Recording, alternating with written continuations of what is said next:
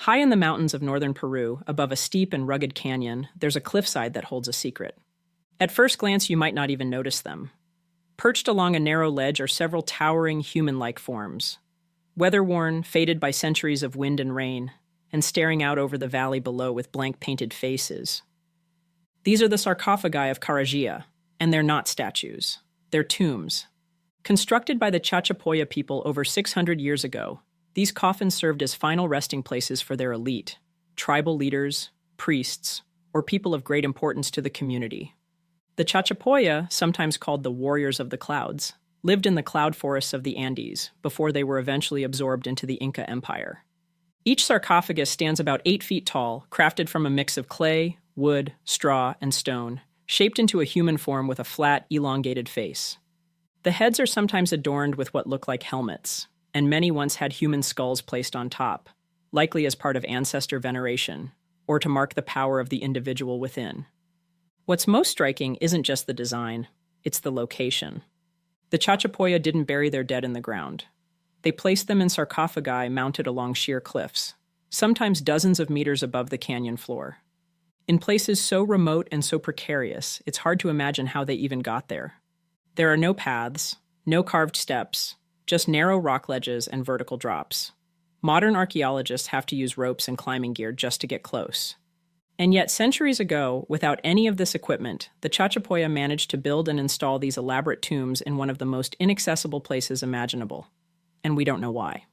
It could have been for practical reasons, a way to protect the dead from animals and grave robbers. Or it might have been symbolic. Elevating the dead physically may have represented a kind of spiritual elevation as well, placing ancestors closer to the sky, to the world of the gods, or simply separating them from the land of the living. Over time, earthquakes, erosion, and centuries of harsh weather have destroyed many of these cliffside tombs. Some collapsed, others were lost entirely. Of the original group at Karagia, only a small number of sarcophagi remain today. They've become icons of the Chachapoya culture, mysterious, strange, and haunting. We still don't know exactly who was buried inside them, how the builders carried them up, or how the tradition began. In 2001, on a stretch of the Scottish Isles facing the Atlantic Ocean, archaeologists uncovered something that sounds less like history and more like a horror story. In South Uist, part of the Outer Hebrides, a chain of islands off Scotland's northwest coast, 2 human mummies were found beneath the packed earth floor of an ancient roundhouse, at a site known as Clad Hallan.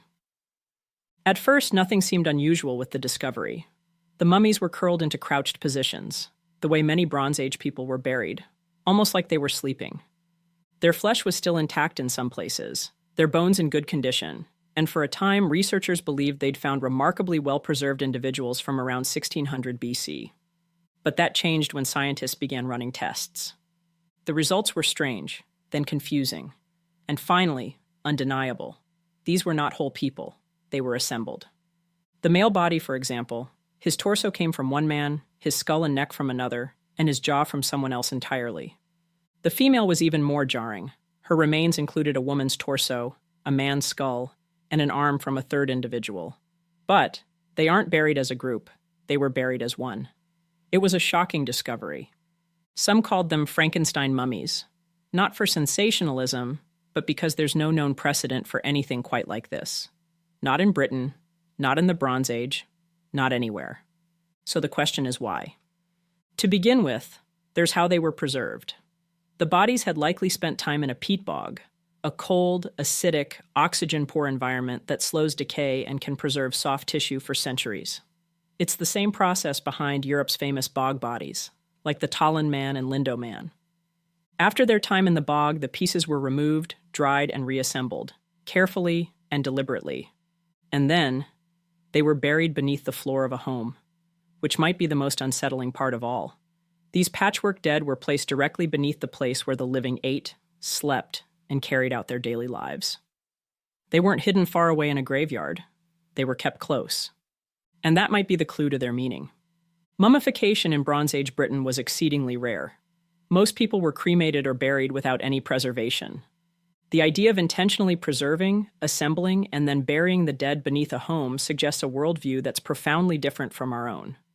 One where the boundaries between life and death weren't so fixed.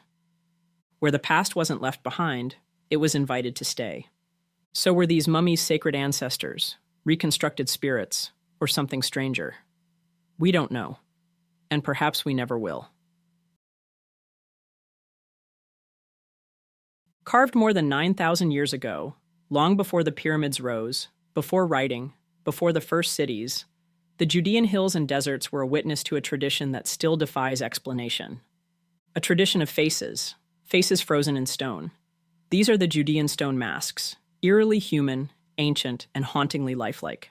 Fashioned during the pre-pottery Neolithic B period, these masks are made of limestone, sculpted with hollow eyes, grinning or grimacing mouths, and prominent skull-like features.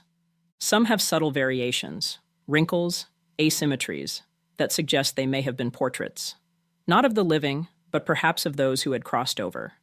Several were discovered in archaeological sites like Nahal Himar Cave, found alongside mottled skulls coated in bitumen, seashells, and other ritual objects. Tiny perforations line the edges of each mask, suggesting they were meant to be worn, tied to a face, or perhaps displayed on a wall. Many researchers believe the masks were part of ancestor worship, a way to preserve identity across generations, or to allow the living to commune with the dead. In this interpretation, they may have been worn by shamans or community leaders during rituals, channeling spirits, telling ancestral stories, or guiding ceremonies tied to the cycles of life and death. Their stylized features also bear a striking resemblance to plastered skulls from the same era, actual human heads, preserved with clay and pigment, then displayed or buried beneath homes. Both practices may point to an early and profound preoccupation with memory, legacy, and spiritual connection. Only about a dozen of these masks are known to exist, and their rarity fuels the mystery, as does the absence of written records. What they meant to the people who carved them is something we may never fully grasp. Whatever the truth, they remain among the oldest known masks on Earth. In 1933, deep beneath the soil near Mexico City, archaeologists unearthed a small terracotta head buried in a sealed pre-Columbian grave. At first glance, it seemed like just another ancient artifact among the remains of a bygone culture. But a closer look revealed something strange. It looked Roman. Known today as the Tekaxic-Calixtlahuaca head, the object was discovered in a grave dated between 1476 and 1510, long before the arrival of Europeans to the Americas. Yet when the head was subjected to analysis, the results were baffling. The clay composition and stylistic details suggested a much earlier origin, most likely between 184 and 616. Its features closely resemble Roman art from the era of the Severan dynasty, with its distinct hair curls, sculpting techniques, and facial proportions. So how did a Roman-style artifact end up in ancient Mexico, centuries before Columbus set foot in the New World? Some argue it's proof of pre-Columbian transatlantic contact, a tantalizing hint that ancient Romans may have made a forgotten voyage across the Atlantic, their landing unrecorded by history. Others speculate the object may have traveled across continents through the hands of Vikings, passing along a trade network that spanned far wider than we've ever imagined. But skeptics aren't convinced. They point out that the head was excavated during the early 20th century, when archaeological standards were less rigorous.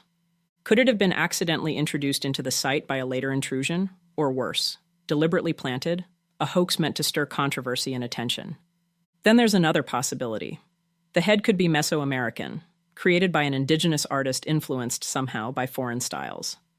Perhaps a traveler's tale, a piece of drifted cargo, or even a long-lost legend of a distant civilization.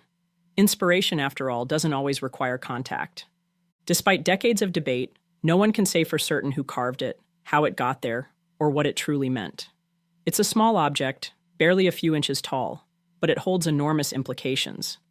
Because if it truly is Roman, then the story of the Americas and the Old World may be far more interconnected than we've been taught. Long before samurai or shrines, before emperors, katana, or even the name Japan existed, there lived a mysterious people known as the Jomon. For over 10,000 years, they hunted, gathered, fished, and thrived across the islands, and they left behind some of the strangest and most haunting artifacts ever unearthed. Among them, the dog. These small clay figures, some humanoid, others oddly animal-like, date back as far as 14,000 BCE. Most are only a few inches tall, but what they lack in size, they more than make up for in mystery. Many have large, exaggerated features. Some have enormous, goggle-like eyes, like they're wearing helmets or visors. Others have heart-shaped faces or intricate designs pressed into their bodies, patterns that may represent tattoos, armor, or ceremonial body paint. And there's a recurring theme. Many appear unmistakably female, with pronounced hips and breasts. Were they fertility figures, protective idols, guardians of childbirth, or something else entirely? Archaeologists have theories. Some believe they were used as talismans in healing or fertility rituals, perhaps even stand-ins for people used in symbolic offerings. Others think they were shamanic tools, meant to bridge the world of the living and the spirit realm. And then there's the breaking. Many dog are found deliberately shattered, sometimes with missing limbs or cracked torsos, possibly destroyed on purpose after a single use. A ritual ending to a ritual object. Thousands have been discovered across Japan, especially in the East. But no texts, no carvings, no oral traditions survive to explain them. The dog are among the oldest sculptural expressions in Japan's history, and among the most unsettling.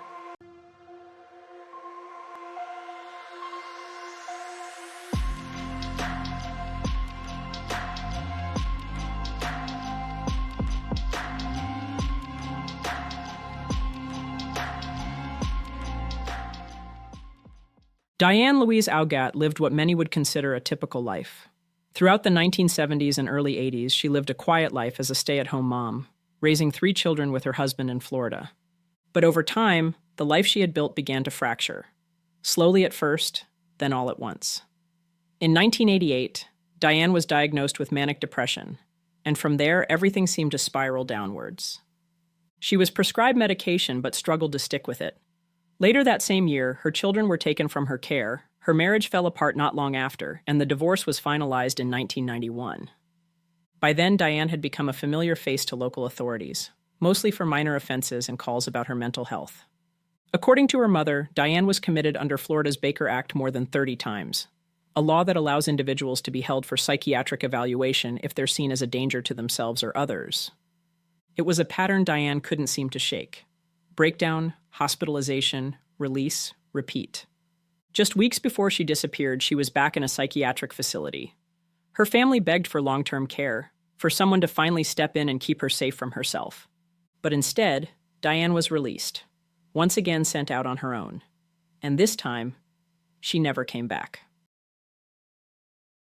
On April 11, 1998, Diane was last seen walking north along U.S. Highway 19 near New York Avenue in Hudson, Florida. Just 2 days later, the phone rang at Diane's mother's home. She wasn't home at the time, but the answering machine caught it. The voice that came through the static was unmistakable. "Help! Help! Let me out!" Then a struggle, the muffled sound of movement, maybe a scuffle, like someone fighting to hold on to the phone. Then Diane's voice again. "Hey, gimme that." Then the line went dead. The caller ID traced the number to a business called Starlight in Odessa, Florida. Her mother immediately called it back. No answer. By the time police looked into it, there was no trace of Diane at that location, and no sign she had ever been there. And 2 days after the voicemail was left, things took an even darker turn. On April 15th, just 4 days after Diane was last seen, a grim discovery was made along U.S. Highway 19, near the exact spot where she had last been seen. It was the severed tip of a human finger.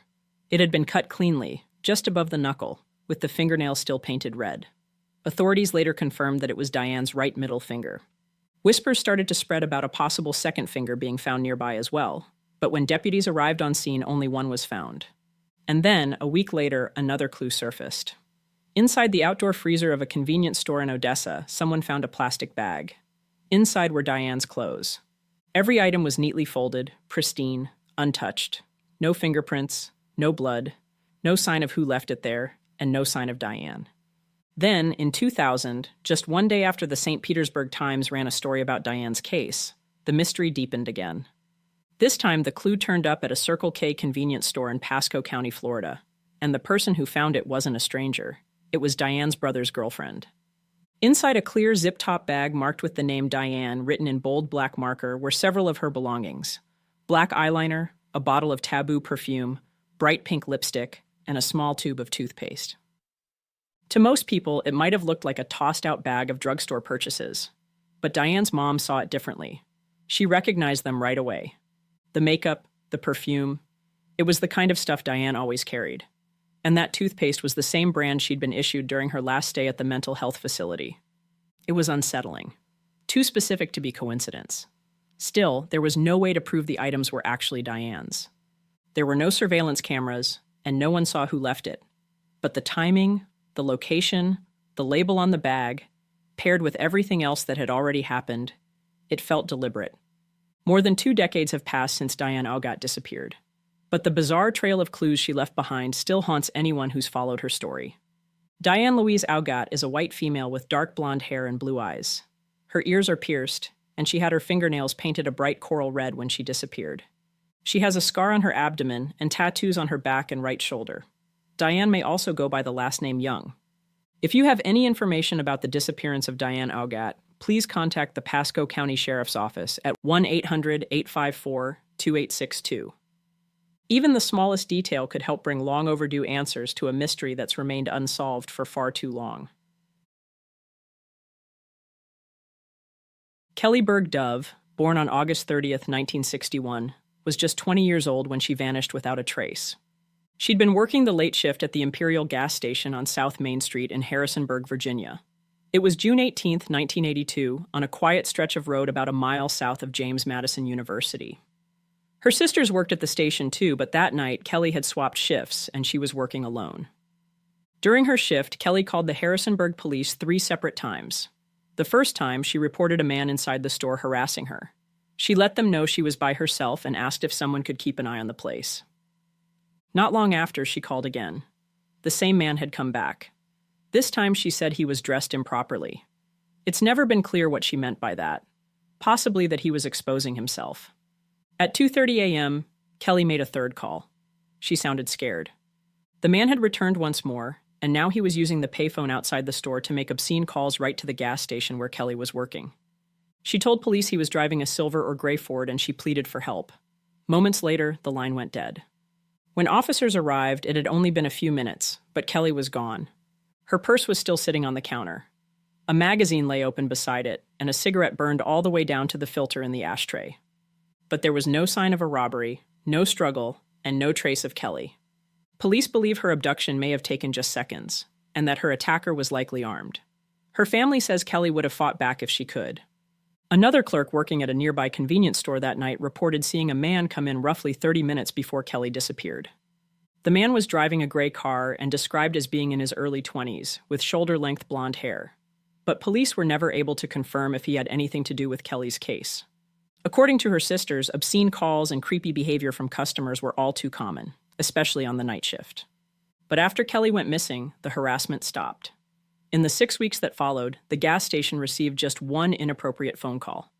Kelly's parents believe they know who was responsible, a former high school classmate of Kelly's with a known history of exposing himself and making obscene calls. He was never publicly named and never charged. Police, on the other hand, think it was more likely a random crime of opportunity, someone who saw Kelly working alone in an isolated station and made a decision. At the time, Kelly was married and had a 4-year-old daughter.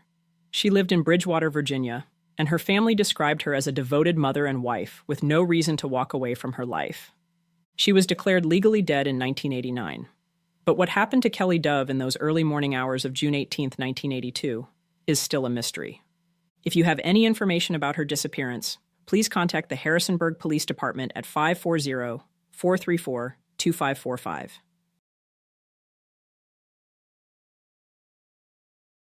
Michael Anthony McLean was last seen in Nashua, New Hampshire on the night of April 21, 2019. It started out like any other night, when he went out with friends to the Tropical Lounge, a nightclub on Hollis Street. But things took a turn when an argument broke out in the parking lot between 2 women, one of whom he knew. He stepped in trying to calm things down, but it wasn't long before the situation got out of control. The crowd didn't clear until the police arrived around 1:45 a.m. In the confusion, McLean got separated from his friends. A short while later, he made a call to his boss. "They're after me, more than one." What followed were 3 strange texts sent to a neighbor. The first one read, "Help LOL hour." The second, "What stood aloof?" And the third, "Eldridge bro." The bizarre, disjointed messages led investigators to believe Michael had been using voice dictation, trying to communicate but possibly in distress. And the final message, Eldridge Bro, was odd, with some speculating he could have been referring to Eldridge Street, which runs near the club, but no one knows for sure. Surveillance footage later showed him at a McDonald's around 2 a.m. Then, about an hour and a half later, cameras caught him entering and exiting a nearby parking garage at Riverfront Landing, near Bancroft Street and the Merrimack River. That's the last confirmed sighting of him. After that, nothing. The next day, McLean didn't show up for work. It was Easter weekend, and his absence raised immediate alarms. This wasn't like him. He didn't call his mom. He didn't check in with his grandmother or sister, even though it was her birthday, something he never forgot. All calls to his phone went straight to voicemail. At the time of his disappearance, Michael Anthony McLean was working for Easter Seals New Hampshire, a nonprofit dedicated to helping people with disabilities, veterans, and the elderly. He worked with autistic children, a job he was passionate about. He had a degree in criminal justice and was described by everyone who knew him as kind, driven, and deeply dedicated. But in the early hours of that April morning, something happened that no one can explain. No trace of Michael McLean has ever been found, and his case remains unsolved. If you have any information about his disappearance, please contact the Nashua Police Department at 603-594-3500. Books have always been gateways to knowledge, to stories, to worlds beyond our own. But some books go beyond mere pages and ink. They challenge what we think we know, blur the lines between fact and fiction, and hold secrets that have baffled scholars for centuries. Today, we're exploring 5 more of the most mysterious documents, books, manuscripts, and literary puzzles in history, each one a mystery waiting to be solved. Welcome back to Fireside Unsolved, episode 197, 5 of the most mysterious documents ever discovered, part 3.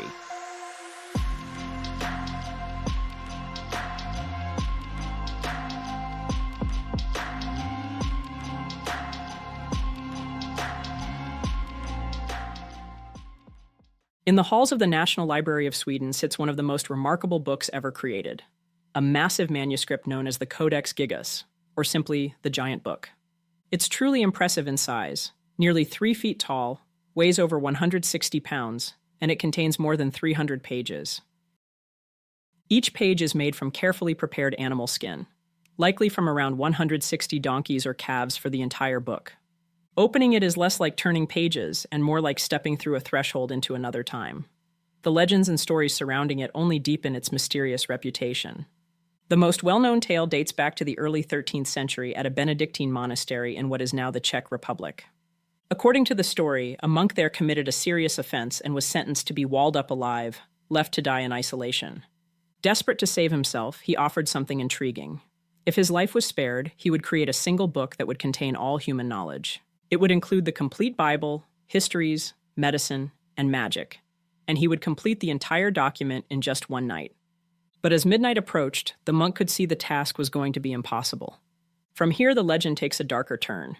In desperation, the monk reportedly sought help, not from God, but from the devil. In exchange for his soul, the devil allegedly assisted in completing the manuscript. To mark this pact, the monk included a pretty incredible full-page illustration of a horned, grotesque figure. Beyond this image, the Codex Gigas contains a unique mix of texts: the complete Latin Bible, works by the Jewish historian Josephus, medical treatises, calendars, and protective spells. However, above all else, what puzzles scholars most is the uniformity of the handwriting. From the first page to the last, the script remains incredibly consistent, as if a single person wrote it all without any variation or signs of fatigue. Given the size of the manuscript, it would normally require decades to complete. Yet there's no evidence of multiple writers or even breaks in time. Some interpret the devil's portrait as a moral warning typical of medieval manuscripts. Others consider it the result of one person's lifelong dedication in isolation. But then there are those who can't shake the eerie feeling that maybe the old story holds a grain of truth. For centuries, the Codex Gigas has been called the Devil's Bible. Whether it was born of obsession, punishment, or something darker, it remains one of history's most haunting documents. The Sumerian king list is written in cuneiform on clay tablets, and at first glance it looks like a straightforward record from the ancient past. A neat list of rulers, their cities, and how long they reigned. But the more you read, the stranger it becomes. The oldest surviving copy dates back nearly 4,000 years, but the events it describes reach much further into the past, to the dawn of civilization in ancient Mesopotamia. It names kings who ruled cities like Eridu, Uruk, and Kish. Yet many of these early rulers are said to have reigned for impossibly long stretches of time. Not years or centuries, but thousands of years. One king supposedly ruled for 43,200 years. Another, over 36,000. According to the list, this era of incredibly long reigns ended with a cataclysm. Then the flood swept over. The text describes a great disaster that wiped out nearly all life, a story strikingly similar to the flood myths found in the Epic of Gilgamesh and the biblical account of Noah. After the flood, the reigns suddenly become more plausible, measured in decades, not millennia. Some historians see the king list as a mix of myth and history, suggesting these exaggerated reigns were meant to show early kings as semi-divine, closer to gods than humans. Others think it might reflect a distorted memory of real events, possibly hinting at an ancient advanced society lost to time. But there's more to the mystery. Not every Sumerian city appears on the list, and some rulers we know from archaeological evidence are missing entirely. Was the king list used as propaganda, a political tool to legitimize certain rulers while erasing others? Or does it still hold hidden clues about a past we don't fully understand? The Sumerian king list isn't just an ancient record, it's a crossroads where myth and history meet, a reminder of how easily facts can blur into legend and legends into facts. The Liber Lentius is unlike any other ancient manuscript ever found, because it isn't written on parchment, papyrus, or carved in stone. Instead, it was written on linen. And for most of its existence, it wasn't kept in a library or hidden in a temple. It was wrapped around the body of a mummy. The story begins in the mid-19th century when a Croatian official named Mihajlo Baric purchased an Egyptian mummy while traveling abroad, a fashionable, if morbid, souvenir among wealthy Europeans of the time. He kept it displayed in his home in Vienna, proudly showing guests. For decades, no one thought much about the wrappings. They were simply part of the display, nothing more. It wasn't until years later, after Baric's death, when the mummy was donated to a museum, that anyone looked closer. Under the careful eye of researchers, the wrappings revealed something unexpected. Neat rows of writing running across the strips of fabric, preserved for over 2,000 years. The text was in Etruscan, the language of a civilization that flourished in central Italy before Rome's rise to power. Very little of their writing has survived, and most of what we know comes from short inscriptions on graves or pottery. The Liber Lentius instantly became the longest Etruscan text ever discovered, and remains so today. Deciphering it, however, has proven far more difficult. The Etruscan language is only partly understood, and without a bilingual reference like the Rosetta Stone, much of the text is still a mystery. Scholars believe it may be a ritual calendar, describing ceremonies and offerings through the year, but the meaning of the rituals and the stories behind them remain out of reach. How a religious text from ancient Italy ended up in Egypt, cut into strips and wrapped around a mummified body, is another unanswered question. It's possible it was once a valued object, carried through trade, travel, or conquest, before finding its way into an entirely different culture, and then ultimately used as material for mummification. Today, the Liber Lentius is kept in Zagreb, Croatia, alongside the mummy it was once wrapped in. It remains an extraordinary artifact and a still unexplained puzzle, the longest surviving writings from a long-vanished civilization, preserved in the wrappings of the dead. The Smithfield Decretals might appear at first to be a typical medieval manuscript, a 14th century collection of papal letters and church laws, written in careful Latin script. But one glance at its margins reveals something far from ordinary. Scattered through the pages are hundreds of illustrations that have little to do with the solemn text. Drawings of knights battling giant snails. There are human-animal hybrids, odd encounters, and scenes that feel lifted from a dream, or a nightmare. The manuscript was originally commissioned in France, but at some point made its way to England, where these vivid and often surreal images were added. Why they were included is still an open question. They could have been inside jokes among scribes, political commentary in disguise, or symbols whose meanings have faded with time. Some scholars believe these drawings were a form of medieval satire, poking fun at the church or society. Others think they served as a kind of spiritual commentary, a way to remind readers of the constant battle between good and evil, the sacred and the profane. The presence of fantastical creatures alongside the church's strict laws suggests a world where the boundaries between reality and imagination were fluid, where humor and religion lived side by side. The Smithfield Decretals is a medieval manuscript that feels alive, strange, playful, and endlessly fascinating. It's evidence that regardless of the time in history, human creativity and curiosity finds ways to break through, even in the most solemn and authoritative texts. Cain's Jawbone is not an ordinary book. It's one of the most difficult and demanding literary puzzles ever created. First published in 1934, it was the brainchild of Edward Powys Mathers, a British crossword puzzle constructor who wrote under the name Torquemada. On the surface, it's a murder mystery. 6 victims, an investigation, and a web of clues. But there's a twist. The book's 100 pages were intentionally printed in the wrong order. To solve it, the reader has to determine the correct sequence, then identify each killer, each victim, and the circumstances of every crime. The complexity is staggering. With 100 pages, the number of possible page arrangements is more than 32 quintillion. Yes, quintillion. That's 32 followed by 18 zeros. Each one subtly changes the story. Solving it requires precision, patience, and an ability to notice the smallest linguistic detail. Only 2 people are known to have cracked the original edition. For decades, its solution was the stuff of legend among puzzle enthusiasts. Then, in 2019, Cain's Jawbone was reissued, sparking a new wave of attempts. Even with modern tools and collaboration, only a handful of readers have managed to reconstruct the narrative and uncover the full truth. Those who do succeed speak of a unique kind of satisfaction, a mix of logic, pattern recognition, and creative insight. The final solution reveals layers of wordplay, obscure references, and connections that reward only the most attentive reader. More than a mystery novel, Cain's Jawbone is an intricate game between author and audience, a story that can only be told when its pieces are placed in exactly the right order. Some mysteries are strange, others are unsettling, and some are so baffling they leave you questioning everything you thought you knew about the world around you. On this episode, we'll look into the story of unexplained bundles of hair, found in an unlikely place. We'll check out a jar of pickles that appeared like clockwork on a busy interstate, then to a silent attack on a California power station, anonymous postcards sent to a seemingly random man, and a farmhouse plagued by dozens of fires in a single day. Each of these mysteries defies logic, challenges reason, and refuses to be forgotten. Welcome to Fireside Unsolved, episode 198, 5 of the strangest but true mysteries that will blow your mind. Part 5.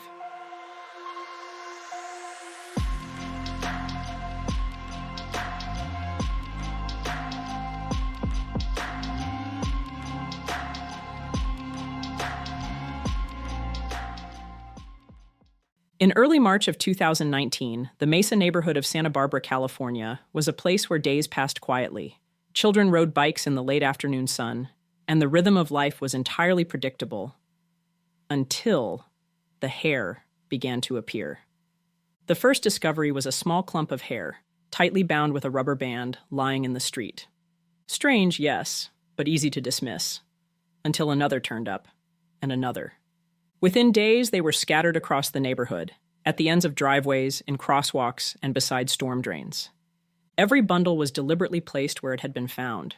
They were neatly wound and placed with care. Closer inspection of the hair found that it was unsettling in its variety. Some bundles were long and coarse, almost wiry. Others were fine, light, and fragile. Some neighbors were convinced it was human. Others swore it belonged to a horse. Word quickly spread online about the unexplained hair bundles in Santa Barbara. Neighbors began comparing notes and photos of the hair on Nextdoor and Reddit, trying to piece together a map of where they had been found. Nobody knew how many there were, only that it was far too many to be chance. For weeks, the bundles appeared quietly and methodically. Then, just as suddenly as they began, they stopped. As of today, the mystery is still unsolved. No suspects have ever been named, no motives ever found, no cameras caught the culprit in action, and no explanation has ever surfaced.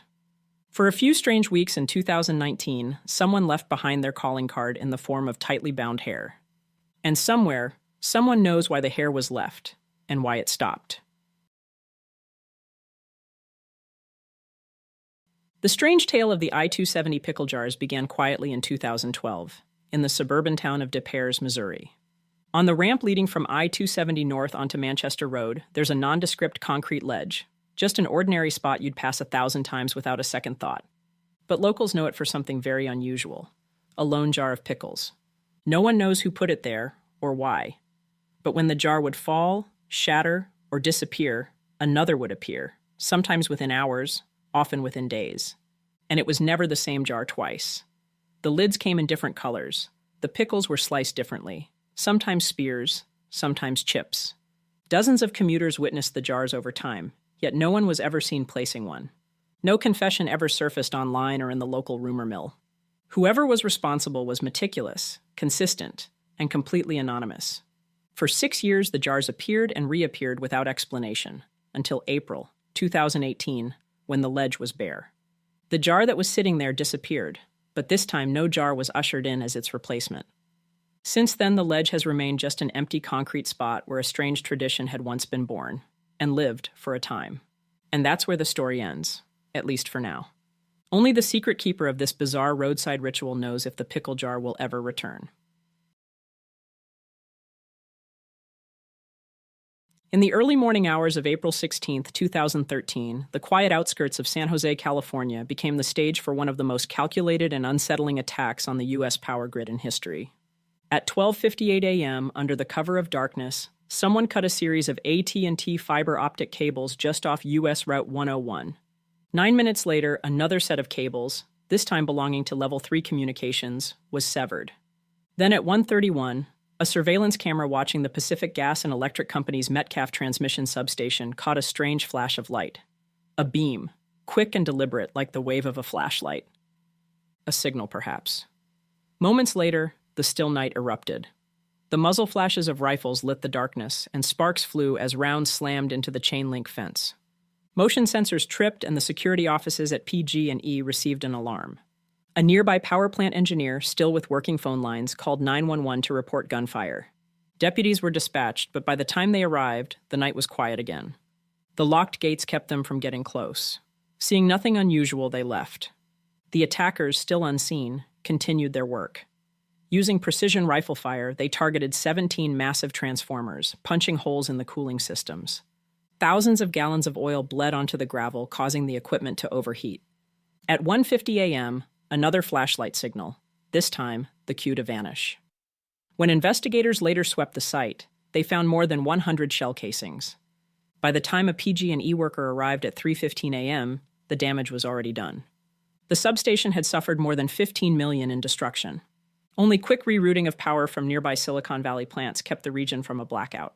Former Federal Energy Regulatory Commission Chairman John Wellinghoff called it the most significant incident of domestic terrorism involving the grid that has ever occurred, a professional-level strike executed with military precision. Others, including Congressman Henry Waxman, echoed the alarm, calling it unprecedented and warning that under slightly different conditions, the consequences could have been catastrophic. Despite the scale and sophistication of the operation, the perpetrators vanished without a trace.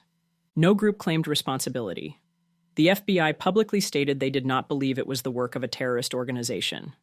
But in 2015, the Department of Homeland Security suggested the possibility that the attackers had help from the inside. Today, the case remains unsolved. The only certainty is that someone, organized, patient, and skilled, planned this operation down to the minute, and it seems like they got away with it. In March 2022, Mason Cox of Richmond, Virginia, received a strange postcard. Then another, and another. Within a little over a month, 5 postcards arrived, each postmarked from a different state, but all signed by the same mysterious sender, Molly May. Each one was addressed precisely to Cox, correct spelling, exact apartment number, leaving no doubt they were meant for him. The first was typed on a typewriter and contained bizarre instructions to use his drone to take pictures of Molly May's boss through a window. Oddly enough, Cox was a drone hobbyist, but that was something he rarely talked about and never posted online. Later postcards were less personal but more cryptic. The most recent delivery wasn't even a postcard. It was a card containing GPS coordinates and a 20-year-old photograph with a short message on the back. Cox's girlfriend tried tracing where the photo had been developed but hit a dead end. Googling the coordinates led them to Gillies Creek Park in Richmond, but when they visited, nothing unusual stood out. Intrigued, she posted their story online, where it quickly went viral. Amateur sleuths joined the hunt, visiting the coordinates themselves, examining the postcards and stamps, and tossing out theories. For now, the couple hasn't contacted police, choosing to keep watch while enjoying the mystery, so long as it stays harmless. Molly May, just come forward and tell us who you are. If this is all for fun, we're having fun. But if not, we'd like to know so we can put a stop to it, Cox said. But the question remains, who is Molly May? On an April morning in 1941, the quiet town of Odin, Indiana, woke up to a strange disaster. A farmhouse had caught fire, but when the owner rushed inside, what he saw left him speechless. Flames weren't spreading from furniture or drapes. They were gushing out of the wall itself. The home was old, built long before electricity was common in rural Indiana. With no wiring hidden in the walls, the source of the blaze made no sense at all. Firefighters arrived quickly and doused the flames. But just as the firefighters returned to the firehouse, another call came in. This time, a mattress, inside the same farmhouse, had mysteriously caught fire. The fire department returned, extinguished the fire, went back to the firehouse, and was summoned again. Then again, and again. By nightfall, they had battled 28 separate fires in the very same home, each one erupting from seemingly random objects and with no clear cause. Speculation swirled that perhaps gas from a nearby well had seeped into the home, or maybe it was the work of mischievous children. Some even suggested magnetic fields or paranormal forces at play. But none of these theories could be proven, and none fully explained the bizarre events of that day. Hair that appears without a source, pickle jars on a highway that no one admits to placing, a coordinated attack in the dark, postcards from strangers, and fires with no cause. Each of these mysteries has left behind only questions, fragments, and uneasy speculation.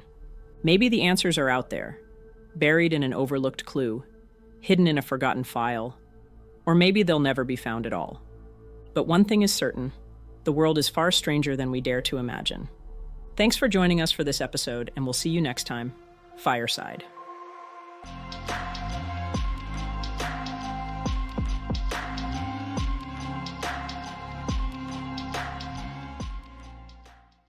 Out in the desolate Australian outback, a strange light has been reported for over a century. Locals know it as the Min Min light, a glowing orb that seems to defy every logical explanation. The first widely reported sighting came in 1918, near the small town of Boulia in Queensland. A rancher was riding at night and spotted a glowing orb hovering just above the horizon. At first, he thought it was the lantern of another rider. But then it began to move, almost deliberately. No matter how fast he rode, the orb kept a distance, staying just out of reach. Since then, stories of the Min Min lights have spread across the outback. Witnesses to the lights speak of a pale lantern-like orb, glowing along the horizon. Others swear it's not just one, but multiple lights. Sometimes it's said to be glowing white, sometimes red, green, or orange. Sometimes it drifts lazily, sometimes it darts away the moment you get close. Even truck drivers, alone on long stretches of outback road, have reported being chased by it through the darkness. Possibly the most unsettling part is that everyone who has witnessed the lights say the same thing. The light seems to move with a strange intelligence, as though it's aware that it's being watched. More grounded explanations have been offered to explain the light. Atmospheric mirages, gases released from the ground, even glowing swarms of insects. Some scientists suggest it could even be caused by the piezoelectric effect, quartz in the earth releasing energy under pressure. The origin of the name Min Min is just as mysterious as the light itself.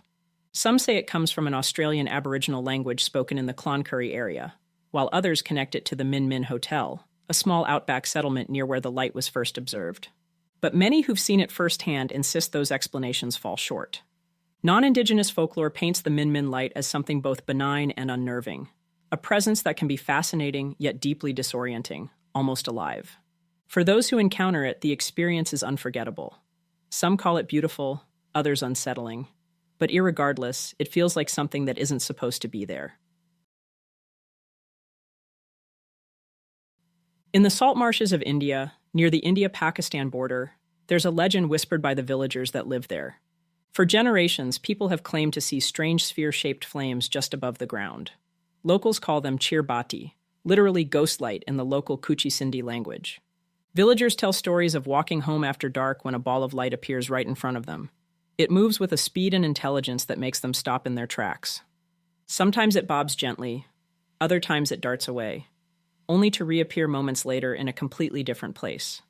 There are stories of the cheer body trailing people who walk away, luring them off the salt flats and into confusing terrain. The lights are said to change color, shifting from white to green to red to blue to yellow, and they never behave with any consistent pattern. Some nights they're everywhere. Other nights they disappear completely, leaving the marshes empty. And while villagers speak of spirits, ancestors wandering the earth, or restless souls playing tricks on the living, scientists suggest something more earthly, like natural gases from the marshes igniting, electrical phenomena, or even optical illusions. These lights aren't curious phenomena seen only by passing tourists. Border Security Force personnel, ornithologists surveying rare birds, and scientists working in the region report sightings, often describing how the lights appear unexpectedly, move incredibly fast, then disappear without a trace. So the cheer body remains somewhere between folklore and science. Even with logical theories, the mystery refuses to be settled. Because those who've stood face to face with cheer body insist it isn't science. It's something else. Something unpredictable. Almost alive. Within the Peak District of northern England sits both the valley and reservoir of Longdendale, where strange lights have been seen in the skies and above the water for generations. Locals call them the Longdendale Lights. The earliest stories of the lights stretch back centuries, when shepherds claimed to see glowing spheres floating above the valley. Some swore they hovered above them, others said they flew through the hills like a glowing light shot out of a cannon. For many, the lights were a bad omen. They were thought to be souls of the dead, restless with worry about an upcoming disaster. But over time, the stories haven't stopped or slowed. They've continued. Even today, hikers in the area and night fishermen report sudden flashes that hang in the night sky. Witnesses describe white, red, and even blue glows. Some are low to the ground, flying just above the Longdendale Reservoir water. Others are seen arcing across the sky in patterns that feel purposeful, deliberate. Skeptics point to aircraft, to reflections from the valley's power lines, or to the tricks of eyes adjusting to night. Yet, time and again, witnesses report lights in locations where none of these explanations make sense. Besides, the sheer number of accounts, stretching from folklore to the present day, suggests something more is happening here. For the people of Longdendale and the greater Manchester area, the mystery isn't just about strange lights. It's about a valley that seems to hold secrets, where the land itself feels alive with something no one can fully explain. High in the Blue Ridge Mountains of North Carolina, there's a location where the night doesn't stay dark. Locals say when the sun goes down and the valley gets quiet, strange lights rise above the ridgeline. Floating, flickering, glowing orbs rise into the air. They hover, drift, and pulse like something not from this world. People call them the Brown Mountain Lights, and they've been talked about for generations. Though the first written accounts appear in the early 1900s, the stories themselves are far older. Native American legends speak of ghost fires, the spirits of warriors lost in battle, carrying eternal flames that dance across the ridges. To them, the lights were not merely natural phenomena, but a connection to another world, a bridge between the living and the dead. The sightings haven't stopped. Hunters, hikers, and entire groups of tourists standing at scenic overlooks have reported the orbs. Sometimes it's just one, wandering the tree line like a lantern held by an invisible hand. Other times, multiple spheres rise all at once, glowing white, orange, even an unearthly bluish green, before disappearing into the night as if they were never there.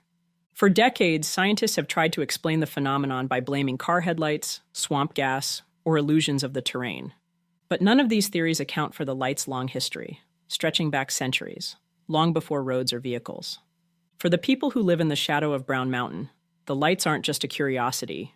They're a part of the land itself, a stubborn reminder that some mysteries refuse to be solved.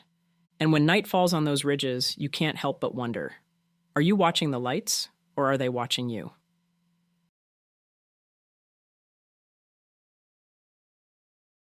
In a barren stretch of West Texas desert, outside the small town of Marfa, Texas, something strange happens when the sun goes down. Out on the horizon, glowing orbs flicker to life, silent, untouchable, and unexplainable. Known simply as the Marfa Lights, they've been part of local memory for more than 100 years. At first glance, they look like tiny sparks of color, white, red, sometimes orange, moving in ways that seem unnatural. Witnesses report them splitting apart into separate lights, fusing back together, then vanishing only to reappear seconds later in a completely different spot. Some hover motionless, fixed in the night sky. Others streak across the plains in sharp, impossible bursts of speed. The lights aren't a modern phenomenon. Reports of the Marfa lights go back to the late 1800s. Cowboys and settlers described seeing the lights during the night and stopping to watch them, uncertain if the glow they were seeing came from a distant fire, a light signal, or something beyond explanation. Scientists and skeptics have put forward theories: headlights bouncing off distant mountains, atmospheric phenomena, or fires burning miles away. But those who have stood under the Texas night sky, watching the lights pulse and dance, insist it feels different, almost intentional, as if the lights are aware of being observed. Even today, the tradition continues. Travelers pull off highways, families gather on rooftops, and crowds wait on desert overlooks. When the lights appear, conversation stops. All eyes fix on the horizon. The Marfa lights remain unexplained, and they show no sign of stopping. Before we begin, I want to take a moment to say thank you. This is a special milestone for Fireside Unsolved, as it's our 200th episode. Week after week, you've tuned in, shared your thoughts, and have been supportive since the beginning. And it's because of each of you, the entire Fireside fam, that we're here today. Still exploring mysteries, still asking questions, and still chasing the unknown. So from the bottom of my heart, thank you for being here, for watching, for supporting, and for making this journey possible. 200 episodes down, and so many more mysteries ahead.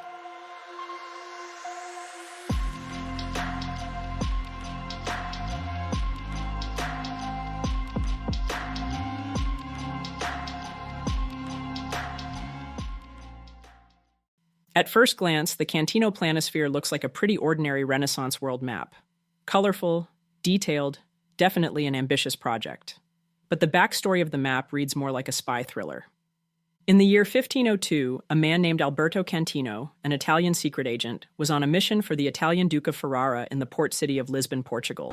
He wasn't there to buy spices or silk or negotiate alliances. He was there to secretly collect information on Portuguese discoveries. At the time, the Portuguese crown held the most valuable secrets in the world, including the locations of new lands and tightly guarded sea routes to the east.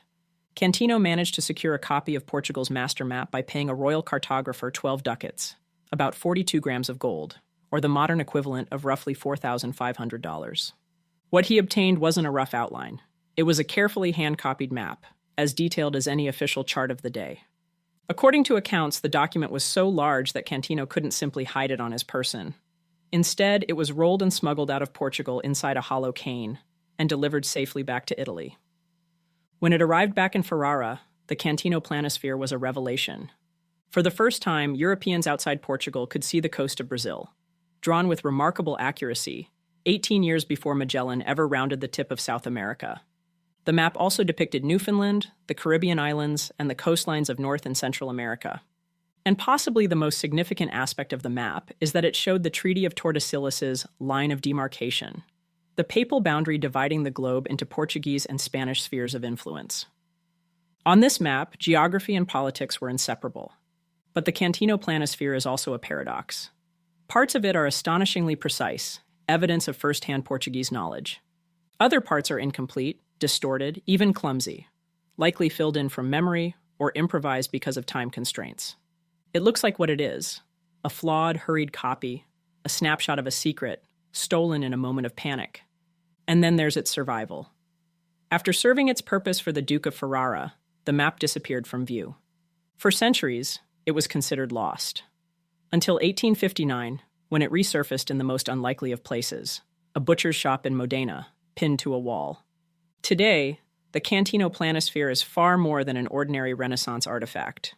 It's a document with a story of secrecy, espionage, and ambition, and a reminder that some of history's most important truths don't sit in archives or palaces, but wait to be stumbled upon in the unlikeliest corners of the world. Around the year 1138, the Norman king of Sicily, Roger II, extended an invitation to the renowned Arab geographer Muhammad al-Idrisi to his court in Palermo. The king was a man of curiosity, and he wanted a true map of the entire known world.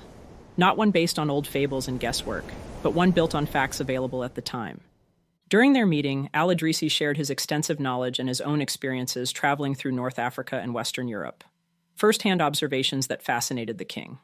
Impressed by what he heard, Roger II commissioned Al-Idrisi to create an atlas that would chart the known world. Years of meticulous work followed. Al-Idrisi spoke with merchants, listened to soldiers, interviewed sailors who claimed to have traveled to the ends of the earth. He went through ancient texts and manuscripts. If there was information that could help him with this undertaking, he wanted it. Finally, in 1154, just weeks before the king's death, Muhammad al-Idrisi completed the monumental project and introduced the Tabula Rogeriana, also known as the Book of Pleasant Journeys into Faraway Lands. The full completed work was an incredible 70-map atlas, divided into 10 sections. Each section had its own 2-page spread, accompanied by pages of commentary detailing the physical, cultural, and political conditions of the region. Al-Idrisi used a unique coordinate system that ensured consistency and scale for each section of the map, and even calculated the Earth's circumference to within a 10% margin of error. Using those precise calculations, he constructed a 300-pound silver disc that was engraved and placed on the cover of the Tabula Rogeriana. Sadly, the original silver disc and the very first version of the atlas were destroyed in a rebellion in 1160. But the work was so important that copies had already been made before it was lost. Now here's where it gets interesting.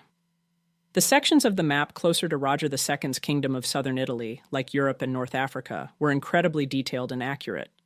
But as the map moved further away into distant lands like Southeast Asia and India, the details become less precise, and the commentary sometimes ends up being blended with legends and folklore. For example, the British Isles are surprisingly recognizable, but as you journey east or south, you encounter mythical creatures. It begs the question, how much did Al-Idrisi truly know versus what was stitched together from stories? Al-Idrisi was a meticulous scholar who, by his own account, only included information upon which there was complete agreement upon being fact. Why would a cartographer so committed to accuracy include mythical or unverified information? Nevertheless, the Tabula Rogeriana was unlike anything Europe had seen before. It was a map so ahead of its time that it would remain one of the most accurate depictions of the known world for over 3 centuries. Today, only 10 copies of the manuscript remain, with just 5 of them complete. Created for a Norman king in a place where Latin, Greek, and Arabic cultures collided, it represents a rare moment in history when cross-cultural knowledge was not just tolerated but welcomed and celebrated. Picture being in the cramped cabin of a medieval galley, timber creaking, waves slamming against the hull. By the flicker of a lantern, the captain studies a chart. It isn't ornate, filled with mythological beasts or golden borders. It's plain, practical. Animal skin stretched flat and covered in a dense web of straight lines. To the untrained eye, it looks chaotic, but to a sailor, it was indispensable. This is a portolan chart. First appearing in the 13th century, these maps transformed navigation. At a time when most maps were decorative, more art than science, the portolans were designed to work. They showed the coasts of the Mediterranean and the Black Sea with uncanny accuracy. Harbors and cities were clearly marked, often crowned with flags. Mountains and landmarks dotted shorelines, and the outlines of the coast were so proportionally precise, it's hard not to compare them to maps made with satellites centuries later. For sailors, they were nothing less than revolutionary. With a portolan in hand, a mariner could navigate from one harbor to the next with a degree of confidence and almost modern accuracy. The most distinctive feature of a portolan chart is that spiderweb of lines. They are drawn from a series of hidden compass roses scattered across the map, providing navigators with a precise set of bearings to plot a course. For a world where the compass was still an unreliable tool, this was a brilliant solution. A map built for sailors, not kings. And that's where the mystery lies. The earliest surviving portolan charts appear seemingly out of nowhere, already perfected. There are no rough drafts, no primitive versions to trace their evolution. It's as if the technique simply appeared, ready-made. So the question still remains, how did medieval cartographers achieve this level of precision without latitude, longitude, or modern instruments? Was it the product of centuries of accumulated, closely guarded seafaring knowledge, or the remnant of a lost method, an art of measurement lost to time? What we do know is that portolan charts reshaped navigation. They gave sailors a practical tool to master the seas, and in doing so, changed the trajectory of exploration forever. But their sudden arrival, perfect and unexplained, remains one of history's more unsettling cartographic mysteries. Commissioned for the King of Aragon in 1375, the Catalan Atlas wasn't just a map. It was a medieval attempt to capture the entire known world on parchment. Crafted by Abraham Cresques and his son Jehuda, Jewish cartographers from Majorca, the atlas unfolds across 6 panels of vellum, saturated with pigments, gold leaf, and intricate illustrations. At first glance, it works like a navigational tool. Coastlines, trade routes, and cities carefully laid out with precision. But then the imagination takes over. Camels cross deserts, monarchs sit on gilded thrones, notes in elegant script describe strange lands and unfamiliar peoples. Unlike the simpler, more symbolic maps of its time, the Catalan Atlas is a work of breathtaking detail. It stretches from the Atlantic to the edge of China, pulling together maritime knowledge from sailors and the overland accounts of travelers like Marco Polo. It wasn't just a map of places, it was a map of ideas, stitched together from everything Europeans thought they knew about the wider world. Fact and myth, side by side. The Catalan Atlas doesn't just ask you to look at it, it asks you to move with it. The maps are oriented north and south, but the text and illustrations run sideways, forcing the reader to rotate the panels as they go. It turns the act of reading into a kind of journey, a slow physical movement through the known world. But its most surprising achievement lies further east, a remarkably rich depiction of Asia.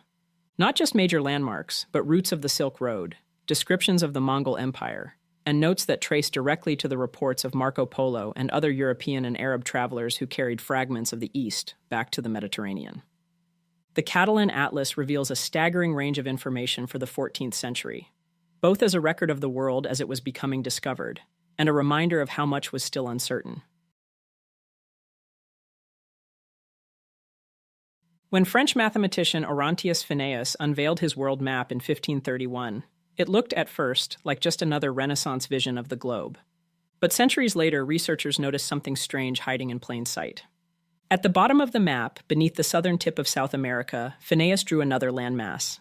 Its outline is crisp, its rivers and mountains carefully drawn. What he had sketched looks remarkably like Antarctica, not as a frozen wasteland, but as bare earth. The problem is obvious. Antarctica was not officially discovered until 1820, and its true landform, buried under an ice sheet nearly 2 miles thick, was not accurately mapped until the 20th century, using satellites and radar. Some believe Orontius Phineas created his map by copying an older one. It's a compelling idea, and if true, would upend our timeline of human history. Most historians, though, see it differently. They point out that Renaissance cartographers often filled their maps with educated guesses. They argue that the continent is simply a beautifully rendered guess, a visual representation of the long-held theory of a terra australis incognita, a great southern landmass that was thought to exist to literally balance the continents of the north. Scholars suggest that the rivers and mountains shown were purely speculative details, added to make the theoretical continent feel real. Whether it's coincidence, miscalculation, or a surviving relic of forgotten exploration, the Orontius Phineas map remains curious, to say the least. It sits right on the line between imagination and impossible knowledge, raising a question that's never quite gone away. How much of our past has truly been lost?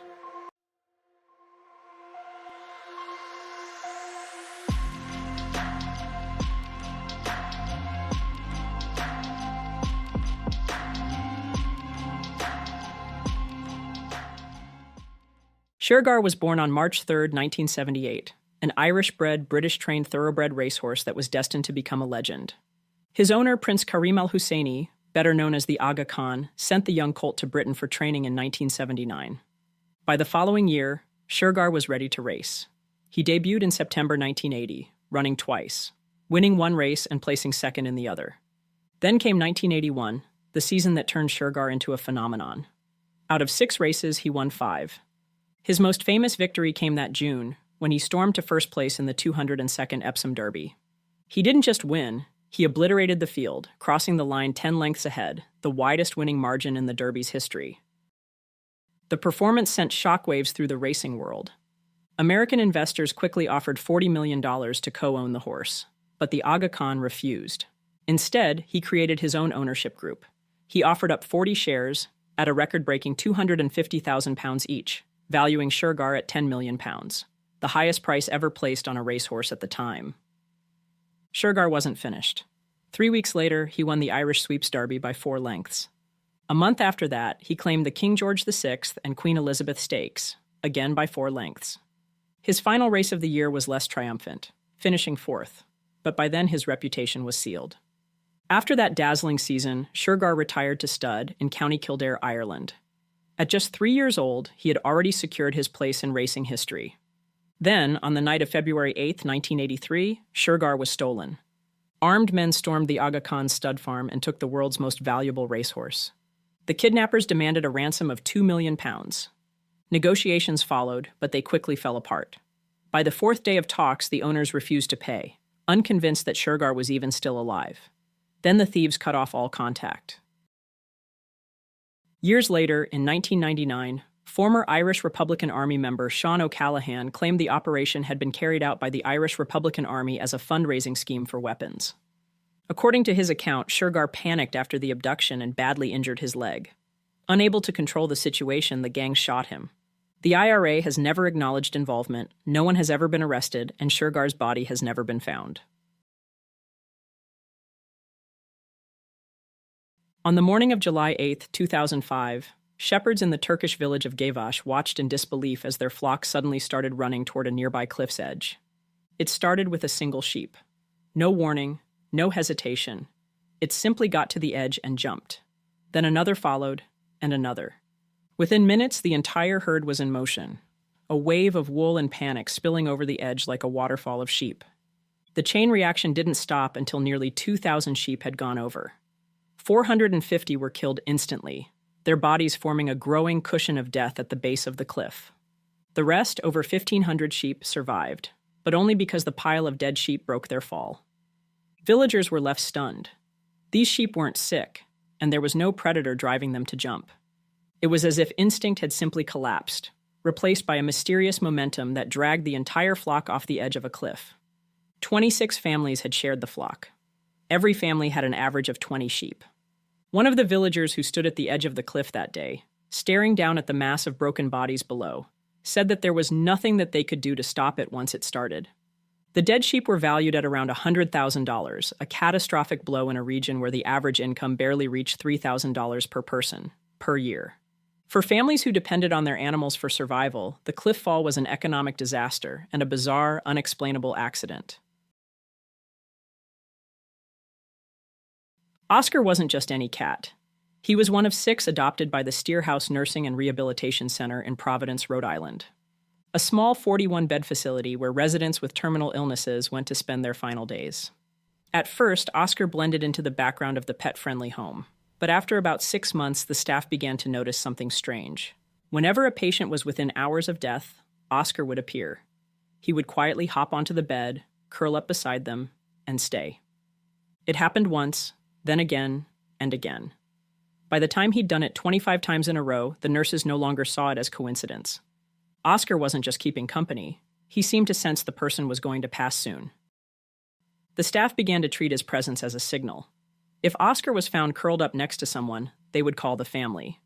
He gave loved ones a chance to gather, to say goodbye, before the inevitable. Oscar's gift didn't stay a local secret for long. In 2007, he made international headlines when the New England Journal of Medicine published an article about him, written by Steerhouse geriatrician Dr. David Dosa.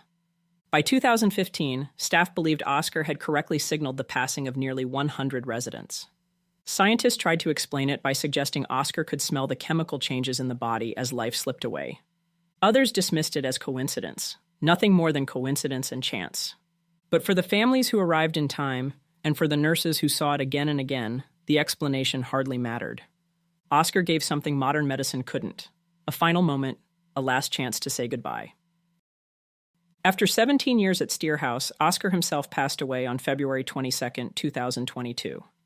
For the people who knew him, he wasn't just a cat. He was a companion at the threshold between life and death. On the morning of January 15, 1877, a heavy rainstorm swept through Memphis, Tennessee. By 10:35 a.m., the downpour had lasted only 15 minutes, but when the skies cleared, Vance Street was crawling. From Landerduel to Gosley, a 2-block stretch was alive with snakes. Dark brown, almost black, they slithered across the mud roads, the sidewalks, and into people's yards. In some places, they were so dense they coiled into heaps, like a hose or spool of yarn. No one had seen them fall with the rain. They weren't found in the cisterns, rooftops, or anywhere above the ground. They had simply appeared, but only on that narrow stretch of Vance Street. Nowhere else in the city was touched. At the time, Vance Street was newly built, little more than a dirt road with shallow trenches for gutters. Local inquiries produced no explanation, and the phenomenon was reported just as it was observed, in the Monthly Weather Review, the official publication of the U.S. government's weather service. A sudden storm, a narrow patch of road, and a writhing carpet of snakes. No answers, only the record of what happened.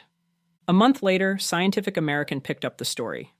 But the version that appeared in the magazine wasn't the same as what Memphis locals had witnessed. In their telling, the snakes hadn't simply appeared on Vance Street, they had fallen with the rain itself.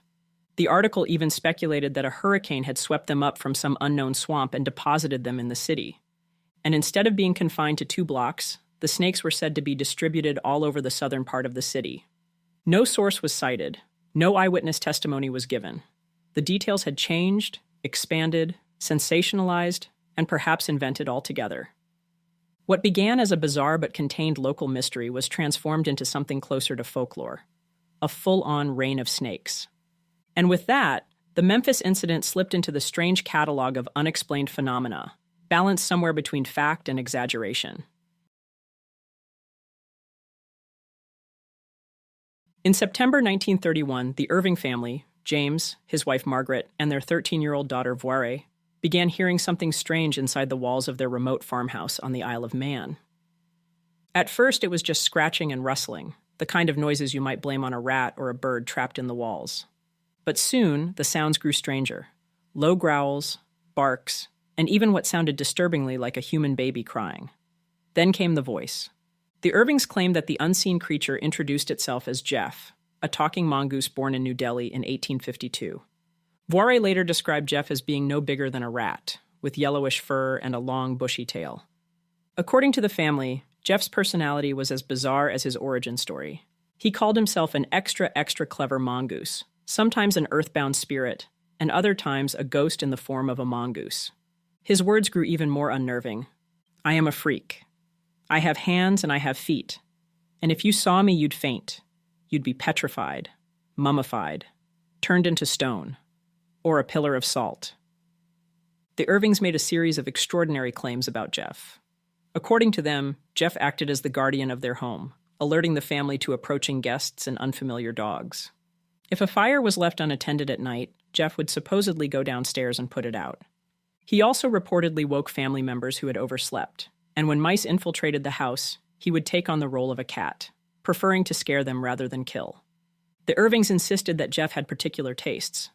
They offered him biscuits, chocolates, and bananas, often leaving food in a saucer suspended from the ceiling, which Jeff would take only when he thought no one was watching. He regularly accompanied them on trips to the market, although he always stayed on the far side of the hedges. News of Jeff quickly captured the public imagination. The tabloid press eagerly reported on the story, and journalists traveled to the Isle of Man hoping to catch a glimpse of the talking mongoose. While many locals and visitors claimed to hear Jeff's voice, only a few said they had actually seen him. Arthur Morrison, who visited the Irving home, wrote that Jeff spoke to him from under the bed he slept in, and that he saw a pair of glowing yellow eyes. 2 teenagers also reported seeing Jeff, describing him as yellow with a black spot on his tail. Despite these accounts, physical evidence for Jeff remained elusive. Footprints, wall stains, and hair samples alleged to belong to Jeff were later identified as coming from the Irvings' sheepdog. Several photographs claimed to depict Jeff were also determined to be of the same dog.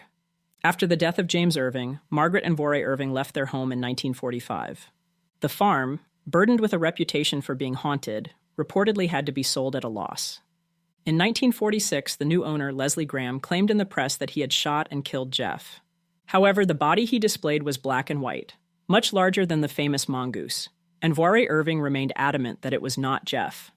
Voire Irving lived until 2005, and in an interview published late in her life, she firmly maintained that Jeff the Talking Mongoose had never been a fabrication. Whatever the truth, the legend of Jeff persists, leaving a story that continues to fascinate people to this day.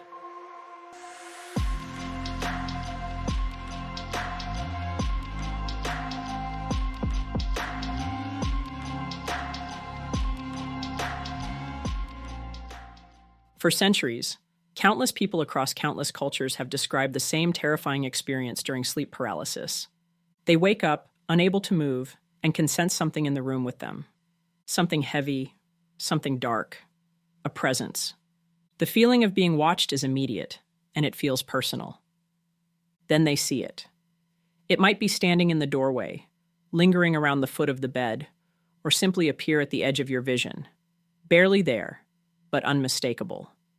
Some call it the intruder. Others know it simply as a shadow person. Those who have experienced it themselves describe the intruder as a tall, faceless figure, cloaked in darkness and radiating a sense of pure evil. The intruder doesn't move like the other entities in this episode. They all seem to know what they want and go for it. But the intruder takes its time. It watches you, staring, judging, and unblinking. In some cases, the eyes are yellow, red, or not there at all. Then the intruder begins moving closer and closer, and the air feels heavier and heavier. The experience is so vivid that victims often believe they are seeing a real figure. Psychologists suggest that the intruder may be the brain misfiring during the fragile space between sleep and wakefulness. While the body is paralyzed during REM sleep, the mind can project shadowy figures into the room, a leftover instinct from a time when sensing predators in the dark meant the difference between life and death. In other words, shadow people might be born from our oldest fear, that something unseen is watching us, waiting for us to go to sleep. But even with explanations, the terror doesn't fade. The intruder appears across cultures and centuries, from ancient folklore to modern-day online accounts, with strikingly similar details. For those who have experienced it, the question remains, is the intruder only a trick of the mind, or does sleep paralysis allow us to see something that is always there, watching us in our most vulnerable moments? If the intruder has a more patient, methodical approach, the night hag is the opposite. She doesn't shy away from up-close interaction. For hundreds of years, people across the world have woken in the dead of night, paralyzed, only to feel the crushing weight of something pressing down on their chest. And when they manage to look up, they see her, the night hag. She is most often described as an old, withered woman with tangled hair, hollow eyes, and a twisted smile. Unlike figures that watch from the shadows, the night hag is more in your face. Those who have encountered the night hag say that she straddles their chest, pinning them down, making it almost impossible to breathe. Some can even vividly remember her cold hands on their throats, trying to choke them. Stories of the night hag are as old as written history. In Scandinavian folklore, she was known as the mare, the actual origin of the word nightmare. In Newfoundland, tales of the old hag describe the same terrifying experience. In Japan, the word is kanashibari, the grip of a spirit that pins its victims in place. Different names, different cultures, but the experiences are eerily the same. Modern science offers an explanation. During REM sleep, the body is paralyzed to keep us from acting out our dreams. If a person wakes before the paralysis fades, the brain scrambles to explain the sensation of immobility and the shallow, panicked breaths that follow. It creates a story, a figure, a weight, a presence. Yet no clinical explanation can erase the pure terror of the experience. For them, it didn't feel like a dream. To them, seeing the night hag was undeniably real. Because unlike the intruder, the night hag doesn't just watch, she attacks.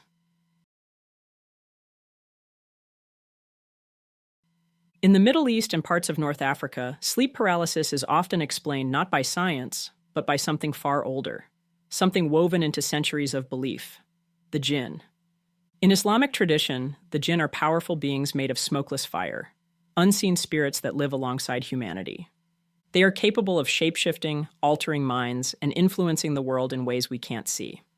In these areas of the world, when sleep paralysis occurs, many believe it's the jinn at work.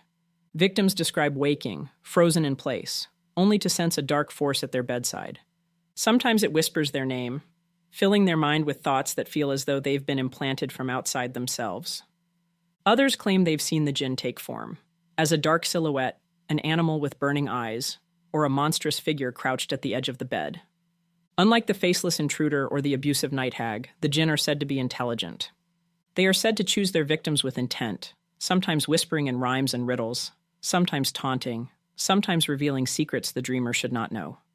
Folklorists point out how deeply rooted the jinn are in cultural understandings of sleep paralysis. In Arabic, the word for the experience is kabus, which means pressing down or compressing. Many believe the jinn do just that, feeding on the fear of the sleeper and literally stealing their breath. Science insists the visions are byproducts of a mind struggling to wake. But for those who have opened their eyes in the dark and felt the jinn's presence, the terrifying event sticks with them. Because to them, the jinn are real and are waiting for their opportunity to cross the fragile boundary between sleep and waking life. Of all the figures linked to sleep paralysis, few are as haunting, or as consistently described, as the Hat Man. From North America to Europe, from Australia to South America, the story repeats itself. Someone wakes in the dead of night, their body unresponsive, their breath shallow, and in the corner of the room, a silhouette waits. Tall, motionless, and watching. What sets him apart is that there is one detail that never changes: the wide-brimmed hat.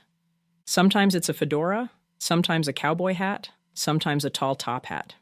But no matter the style, it is always there, a signature that makes him unforgettable. Witnesses to the Hat Man insist that he's unlike other visions they've seen. He does not flicker or melt into the shadows. He's silent and doesn't seem in a rush to do much of anything, besides stare at you, either at the foot of the bed or just inside the doorway. But with him, even though he rarely moves, his presence alone is said to be soul-crushing. Many describe an unbelievable wave of dread that builds in the room when he's there.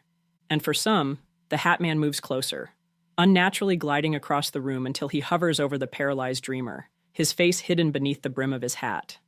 Explanations for the Hat Man vary. Skeptics dismiss him as nothing more than a shared hallucination, a trick of the brain that turns vague shadows into something recognizable, a cultural archetype given shape by fear. But others aren't so sure. They argue that the Hat Man is more than a product of imagination, that he is an actual presence who steps into our world. What makes him most unsettling is not only how similar the stories are, but how often they experience him. Many claim to encounter the Hat Man not just once, but repeatedly, sometimes across decades of their lives. To them, the Hat Man is not a dream, not a shadow, and not a fleeting figment of sleep paralysis. He is a visitor, one who always returns and always wears the hat. Perhaps the most unsettling of all sleep paralysis visions is the doppelganger, an apparition that looks exactly like the dreamer themselves. Those who encounter it describe waking in the grip of paralysis, only to find their perfect double standing nearby. Sometimes the figure simply mirrors their movements, mimicking every twitch of the eyes or strain of the breath. Other times it just stands there, watching, silent, detached. But the darkest accounts describe something far worse. A doppelganger that smiles when the dreamer feels terror. A doppelganger that leans close, to whisper words their real self would never say. A doppelganger that climbs onto the bed, hovering inches from the victim's face, wearing their own expression twisted into something cruel. The fear is primal, like this double is not a figment of imagination, but an actual intruder. Not just a shadow of the self, but an evil rival just waiting for the chance to take their place. Throughout history, doppelgangers have been seen as omens of death or misfortune. It's said that to encounter your double was not a coincidence, but a warning, a sign that the boundary between body and soul had been disturbed. In the context of sleep paralysis, some researchers suggest the brain is simply misfiring, creating a mirrored image of the self, a horrifying projection turned against its owner. But for those who have opened their eyes only to see their own face staring back at them in the dark, no theory feels sufficient. The doppelganger taps into a primal terror, not of an intruder breaking in from the outside, but of the self becoming the enemy. For many, the memory lingers long after they wake, because how do you escape a nightmare when the monster is you?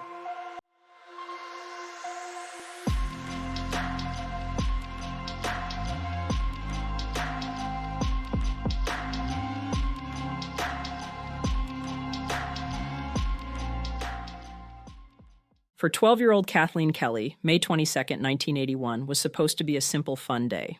She planned on spending the afternoon at the Ches Arena, a local skating rink in Cheswick, Pennsylvania, with some of her family. She was there with her older sister, Judy Stanko, and Judy's husband, both of whom worked at the rink and were more than 20 years older than Kathleen. A handful of Kathleen's nieces and nephews came along too, children closer to her age. After a while, she left the rink with Judy and Judy's infant baby. They walked the 8 blocks over to Judy's house and hung out for about an hour, just talking like sisters do. From there, Kathleen's own home was just 6 blocks further, in neighboring Springdale, Pennsylvania. It was a short walk, a path she knew by heart. She said her goodbyes and headed off on her own, but Kathleen never made it back home. Looking back on that day, Kathleen's sister Judy remains haunted by a small detail. She recalled Kathleen being a little distant during their chat, almost evasive. It left Judy with a nagging question. Was Kathleen hiding something? Did she have secret plans to go somewhere other than straight home? Her niece, Kimberly Robertson, was 4 years older, but the two were inseparable, more like sisters than anything. And Kimberly never believed Kathleen was taken by a stranger. She is convinced that Kathleen left on purpose. According to Kimberly, there were serious problems in Kathleen's home life, the kind of troubles a kid doesn't know how to talk about, and running away might have felt like the only way out. The police seemed to agree with her.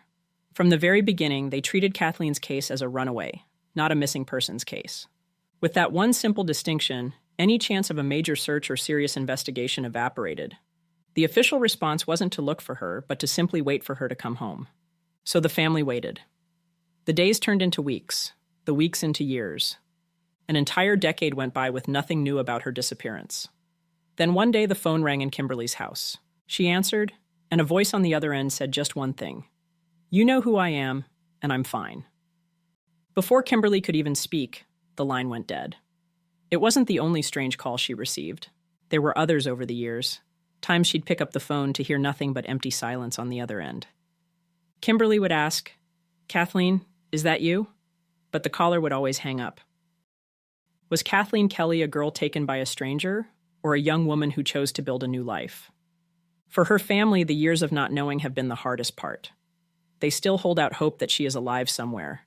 Kathleen Kelly is forever frozen in time, just as she was in 1981, a white female, about 5 feet 2 inches tall, weighing around 100 pounds, with brown hair and brown eyes. She was born on February 20th, 1969, and was 12 years old at the time of her disappearance. If she is still alive today, she would be 56 years old. If you have any information regarding the whereabouts or disappearance of Kathleen Kelly, please contact the Allegheny Valley Regional Police Department at 724-274-2843. For a high school sophomore, a first heartbreak can feel like the end of the world. And in December 2003, during his sophomore year of high school in Edison, New Jersey, Daniel Ewan's life began to unravel. After a breakup with his girlfriend, he stopped attending classes, he fell into a deep depression, and his worried parents looked for help anywhere they could find it. Several psychiatrists diagnosed him with depression, offering therapeutic treatments in response until one offered something different. One of them offered what sounded like a lifeline: the CEDU School, a therapeutic boarding school for teens, located in Running Springs, California. On paper, it was a place of hope and healing for troubled teenagers. The reality, however, was a well-hidden nightmare. Former students and staff had accused the school of psychological abuse, dangerous cult-like practices, and manipulation. Daniel didn't need to know the school's history to know something was wrong. Within the first week of arriving, in phone calls to his parents, he told them how unhappy he was. He said he felt threatened by the other students and that the environment wasn't safe. He even admitted he was planning to run away, a pattern he had back home in New Jersey. When things got tough at home, he left. On February 8, 2004, just 10 days after his arrival, Daniel Ewan walked out of the CEDU school at 10:45 in the morning. He told classmates that he was going to buy a pack of cigarettes, but he never came back. He left with no identification, no belongings, and no extra clothing. For the CEDU school, this was almost routine. They had a private investigator named Keith Raymond on retainer, whose main job was tracking down the steady stream of kids who ran away. Raymond was good at his job and usually brought them back. But Daniel was different. For weeks, there was no sign of Daniel. A month later, a promising tip surfaced. Witnesses in San Diego, over 100 miles south, claimed they saw a teen matching Daniel's description panhandling in Hilltop Community Park. Raymond brought in scent tracking dogs, and incredibly, they confirmed it. Daniel's scent was in the park. He had been there. But the trail went cold right at that spot. It was the first and last real lead anyone would have. A year later, the institution that had failed Daniel so spectacularly imploded. Buried under lawsuits from families telling similar stories of mistreatment, the CEDU school declared bankruptcy and shut its doors for good.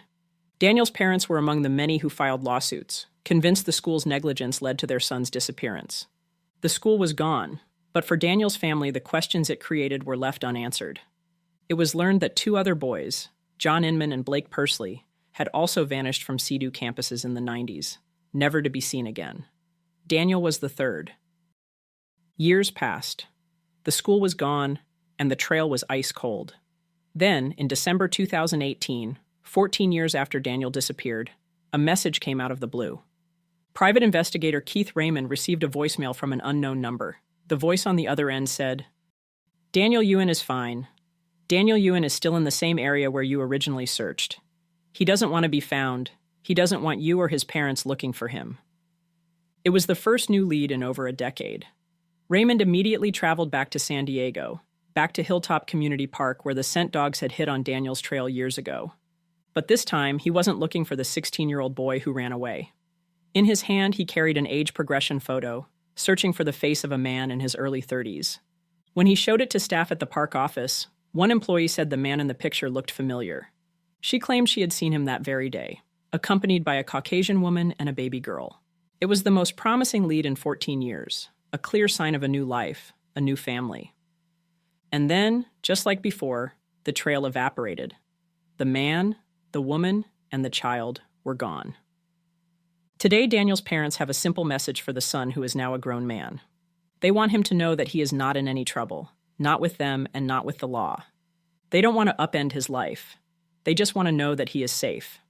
If you have any information about Daniel Ewan's disappearance, please contact the San Bernardino County Sheriff's Department at 909-387-3690.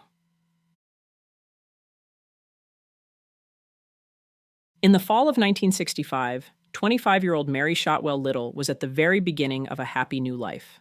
A secretary at the C&S Bank in Atlanta, she had been married for just 6 weeks to a bank examiner named Roy Little. On October 14th, she was busy with preparations.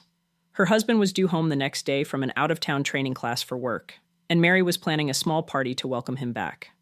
After her shift, she stopped for groceries and then met a coworker for dinner at the Piccadilly Cafeteria in Lenox Square, the hub of Atlanta's upscale Buckhead neighborhood. Over the meal, her friend recalled that Mary was happy. She was talking excitedly about her new marriage. Around 8 p.m., she said her goodbyes and walked out to the parking lot alone. That short walk to her car was the last time anyone is confirmed to have seen her. The next morning, Mary's desk at the bank was empty. When she didn't show up or call in sick, something her boss knew was completely out of character, he made a concerned phone call to the colleague she had dined with, trying to piece together where she could be. The coworker knew exactly where Mary had parked her metallic gray 1965 Mercury Comet. But when Lenox Square security first searched the massive lot, the car wasn't there. Then, in a twist that has never been explained, when Mary's bank supervisor arrived to join the search, the Comet was suddenly sitting right where it was supposed to be, in its spot in the yellow 32 lot. The car was coated in a film of red dust, suggesting it had been driven down a dirt road. But the real story was inside the car. The groceries Mary had bought for her party sat on the seat, alongside some Coke bottles and her brand of Kent cigarettes. But investigators found something else. They discovered her undergarments: a slip, panties, a girdle, a bra, and a single stocking. Most of the items were neatly folded on the center console. The bra and the stocking, however, were on the floor. A closer look revealed the stocking had been deliberately cut, possibly with a knife. The clothes were confirmed to be Mary's and had been worn recently. Just as telling was what was missing. Her coat, her dress, her purse, and her keys were all gone. They have never been recovered. The scene in the car grew even darker with the discovery of blood, specks on the undergarments and smears across the seats, steering wheel, and door. But to investigators, something felt wrong. The blood seemed performative, smeared too deliberately, as if to create the impression of a violent struggle. It felt staged. While the car pointed to a crime in Atlanta, a different trail was already appearing hundreds of miles away. In the early morning hours of October 15th, Mary's credit card was used in her hometown of Charlotte, North Carolina. 12 hours later, it was used again in Raleigh. The time gap made no sense. A drive that should have taken 3 hours had somehow stretched to a full day. Witnesses from the gas stations provided a disturbing picture. They recalled a woman who looked like Mary traveling with one or two rough middle-aged men who directed her every move. Strangely, the woman seemed to be hiding her face and never tried to ask for help. This led police to suspect the entire trip was a performance, a misdirection to pull the search away from Atlanta. But one detail defied every theory. The credit card slips were signed Mrs. Roy H. Little Jr. in what looked like Mary's own handwriting. Back in Atlanta, her car's odometer revealed another contradiction. 41 miles of driving that couldn't be accounted for. A short local trip that had nothing to do with a long journey to North Carolina. In the weeks before she vanished, friends noticed Mary Little was living with a growing sense of fear. She had been receiving strange, unsettling phone calls at work from an unknown person. She hinted that her new marriage meant she couldn't meet this person anymore, but cryptically added that they were still welcome to visit her. Around the same time, bouquets of flowers from a secret admirer began arriving. Her anxiety became obvious. She grew fearful of being home alone or driving her car by herself. A few days before she disappeared, Mary told her coworkers she had something important to tell them, but she never got the chance. After she was gone, the case was buried in more confusion. A $20,000 ransom demand led an FBI agent to a forest overpass only to find a blank piece of paper. The call was dismissed as a hoax. Her husband, Roy, was briefly investigated due to his seemingly cold reaction and refusal to take a polygraph, but he had a firm alibi and was cleared of any involvement. Years later, the official police file on the case mysteriously went missing. With so many bizarre clues, from her own signature on the credit card slips to the stolen license plate on her car, some investigators came to believe Mary staged her own disappearance. Others are certain she was abducted, pointing to a report of another woman being confronted by a man in that same parking lot just moments before Mary disappeared. Was she a victim of a random attack, or was she running from a secret life her new husband never knew? 60 years later, the mystery is still unsolved. Anyone with information is urged to contact the Atlanta Police Department at 404-853-3434.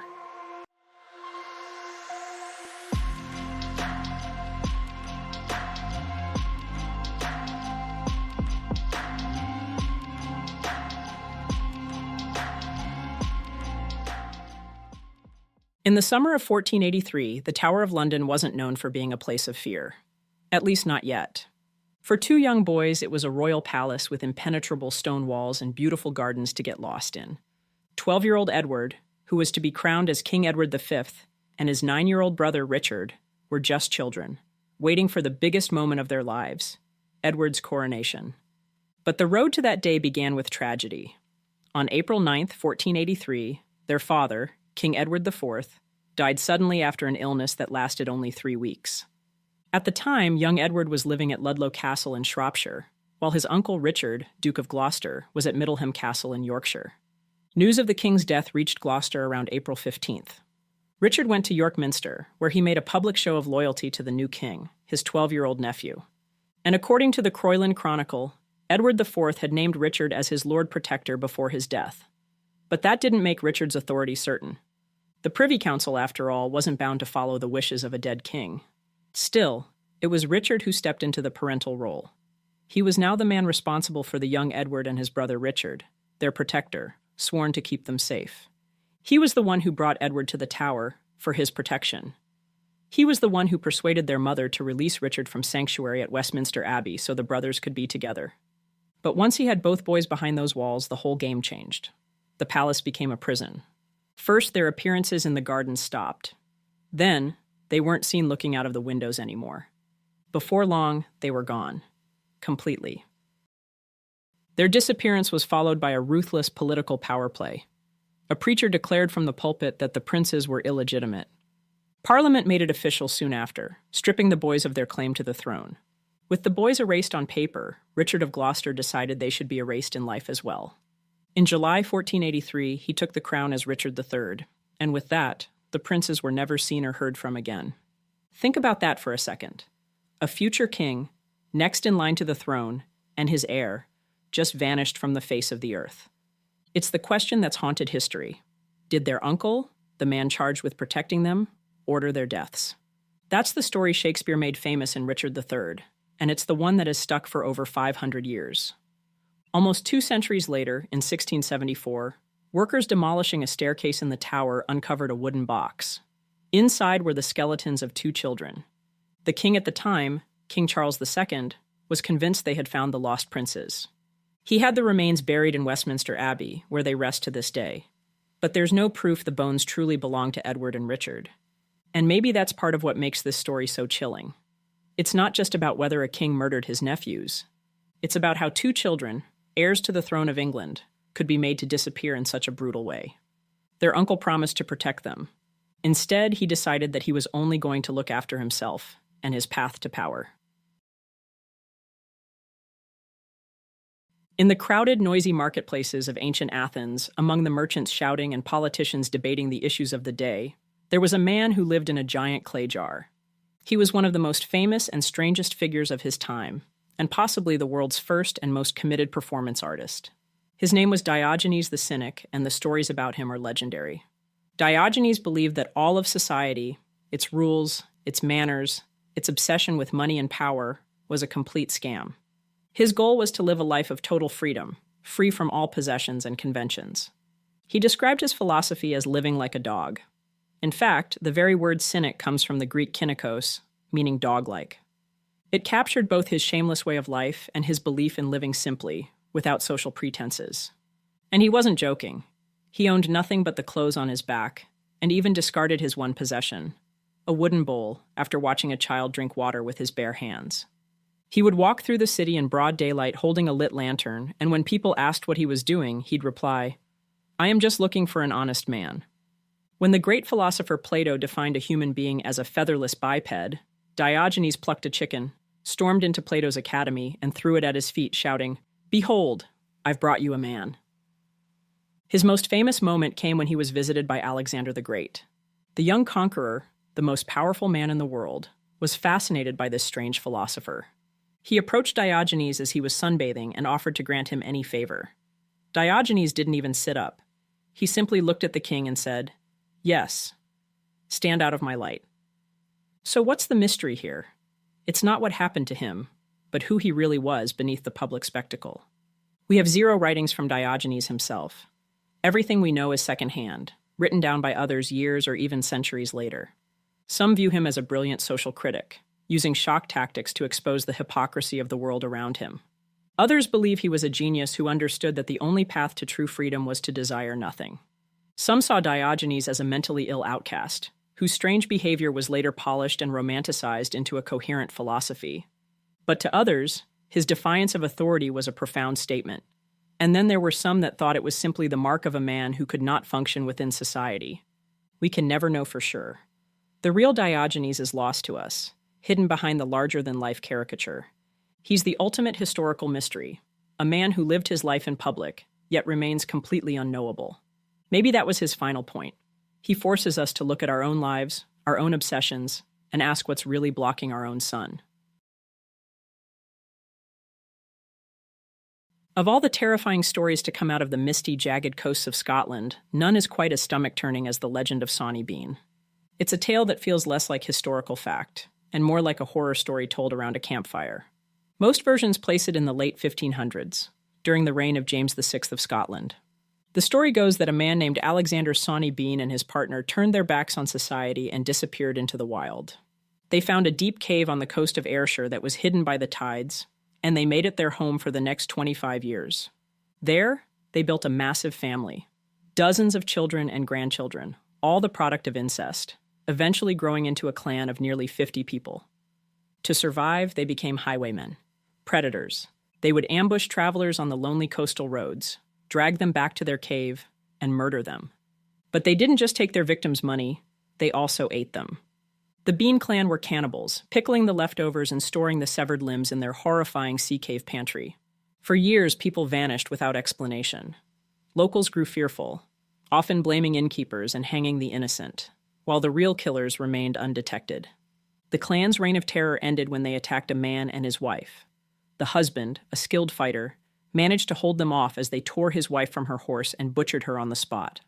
He escaped and told the authorities his unbelievable story. King James himself supposedly led a 400-man posse with bloodhounds to hunt the clan down. They finally found the cave at low tide and discovered a scene from hell, a damp, foul-smelling cavern littered with stolen goods and human remains. The entire clan was captured and, without a trial, executed in the most brutal ways imaginable. Reportedly, not one of them showed the slightest hint of remorse. It's a perfect self-contained nightmare. There's just one big problem. There is no real proof any of it ever happened. Historians have scoured the records. There are no court documents mentioning a cannibal clan. No chronicles from that time detailing the disappearance of hundreds of people in Ayrshire. The story first appears in print in the 1700s, centuries after the events supposedly took place, in a sensationalist English crime catalog called the Newgate Calendar. That leaves the real mystery not with Sawney Bean himself, but with the story. Some believe it was propaganda, designed to paint the Scots as barbaric savages. Others think it was a local legend, a dark folktale meant to warn travelers of the dangers of traveling alone. Either way, the story of Sawney Bean has had a powerful grip on the imagination for centuries. The real mystery isn't whether a man could become a monster, but why we, as a society, sometimes need to invent them.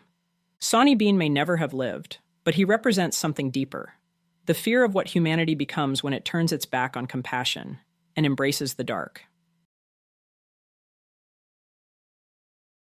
It's rare for a single life to contain so much adventure, but the story of the Chevalier d'Eon reads like a dozen lives rolled into one.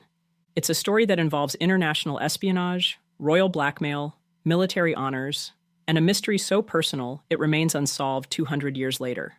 For the first 49 years of life, Charles d'Eon was, by all accounts, an exceptional man. A brilliant lawyer, a published author, and a captain of the dragoons who fought bravely for France in the 7 Years' War. Beyond the battlefield, he carried out covert missions for King Louis XV as part of the king's private intelligence network, the Secret du Roi. In Russia, he is said to have worn the disguise of a woman to secure his position at the imperial court. After the war, d'Eon was sent to London as a diplomat, where his life took a dramatic turn. When his superiors demanded he return to France, d'Eon resisted. Holding state secrets that could have humiliated the monarchy, he leveraged them into a lifelong pension. It was during this exile in London that rumors about d'Eon's gender, which had followed him for years, exploded. The London Stock Exchange even opened a betting pool on if d'Eon was truly a man or a woman. But here's where the story goes from strange to unprecedented. With the death of Louis XV, the new king, Louis XVI, allowed d'Eon to return to France, but only under one condition: he must live as a woman, including the terms that d'Eon had to officially declare himself a woman and wear women's clothing for the rest of his life. The state even paid for the transformation, commissioning gowns and accessories for the celebrated spy. From that day on, the decorated male soldier and spy Charles d'Eon became the celebrated socialite, the Chevalier d'Eon. She lived this way for the next 33 years, mostly in England, a celebrity known throughout Europe. She even kept up her famous fencing demonstrations, fighting skilled opponents while wearing a full dress and corset. After d'Eon's death in 1810, an autopsy was performed, and the doctors found that she had male anatomy. The discovery shocked the public and only deepened the mystery. d'Eon lived in a time that had no language for the complexities of gender identity that we talk about today. The mystery of the Chevalier isn't about finding a simple answer, but about marveling at a person who navigated the rigid world of 18th century Europe and forced it to acknowledge them on their own terms, as both a celebrated man and a celebrated woman. On the surface, there was nothing mysterious about Edgar Cayce.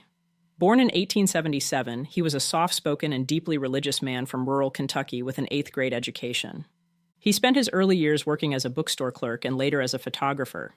He was, by all appearances, a perfectly ordinary man, except when he fell asleep. Cayce would lie on a couch, fold his hands over his stomach, and enter a self-induced trance. He spoke with absolute clarity, diagnosing the illnesses of people he had never met, sometimes living hundreds of miles away. His voice, calm and precise, described their conditions in technical medical language, prescribing diets, herbal remedies, and chiropractic adjustments. His wife or a stenographer recorded every word. Cayce realized he had this ability when he fell ill as a young man.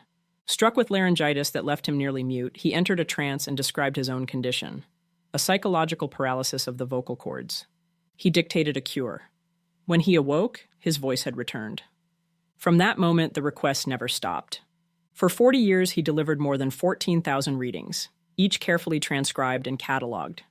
People mailed in desperate pleas from across the country, and many swore they were cured by his guidance.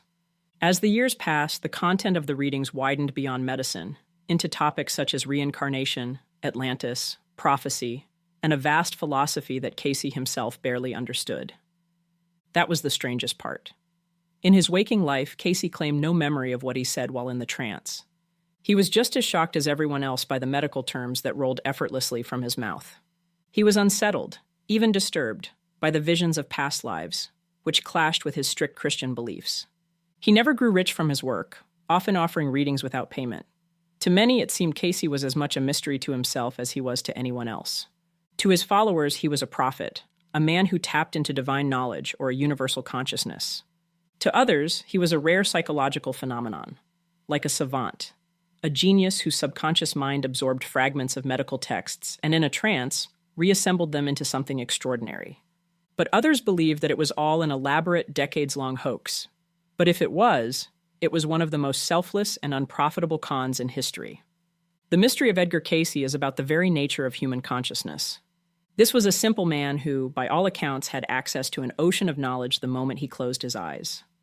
Whether you believe he was a prophet, a psychological wonder, or a fraud, you're left with the undeniable fact of the thousands of readings he left behind. A library of impossible information, all from the mind of a sleeping photographer from Kentucky.